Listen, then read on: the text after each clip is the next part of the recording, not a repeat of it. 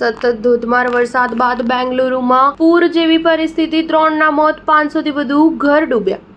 દેશભરમાં હવામાન પોતાના અલગ અલગ રૂપ બતાવે છે. આ દરમિયાન IMDએ અનેક રાજ્યો માટે એલર્ટ જાહેર કર્યું છે. ભારતીય હવામાન વિભાગે બેંગલુરુ માટે ઓરેન્જ એલર્ટ અને કર્ણાટકના વિવિધ વિસ્તારોમાં યલો એલર્ટ જાહેર કર્યું છે. રવિવારે સાંજથી સોમવાર સવાર સુધી લગભગ 12 કલાકમાં 130 મિલીમીટર વરસાદથી બેંગલુરુને ભારે નુકસાન થયું છે. અહીં 3 લોકોના મોત થયા છે. 500 ઘરોમાં પાણી ભરાઈ ગયા. 20થી વધુ તળાવો છલકાઈ ગયા છે. મહત્વપૂર્ણ વિસ્તારના ડઝનથી વધારે રસ્તા જળમાર્ગમાં ફેરવાઈ ગયા હતા. અંડરપાસ અને ફ્લાયઓવર પર પાણી ભરાઈ ગયા છે. વાહન વ્યવહાર પણ કલાકો સુધી ઠપ રહ્યો અને બેંગલુરુના અનેક વિસ્તારોમાં જાહેર સેવા ઠપ થઈ ગઈ છે. ભારે વરસાદ અને વાવાઝોડાએ શહેરના દક્ષિણ, ઉત્તર અને પૂર્વ વિસ્તારોમાં તબાહી મચાવી દીધી છે.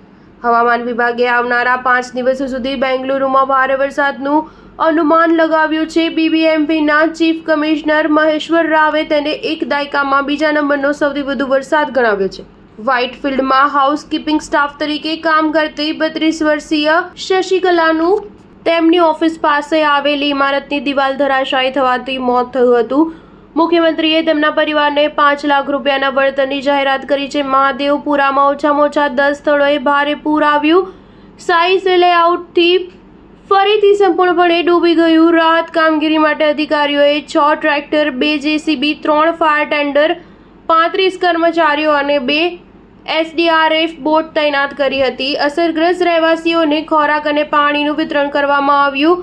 મરાઠાહલ્લી, ચિનાપ્પનહલ્લી, 5મી cross, Panathur underpass, Greenwood, Ibblur junction, Balaji layout, Krishnanagar, Sunil layout, Haralur અને BSP લાઉતમાં પૂરની પરિસ્થિતિ સર્જાઈ હતી. સ્ટાર ન્યૂઝ 7 હંમેશા સચ્ચાઈની સાથે.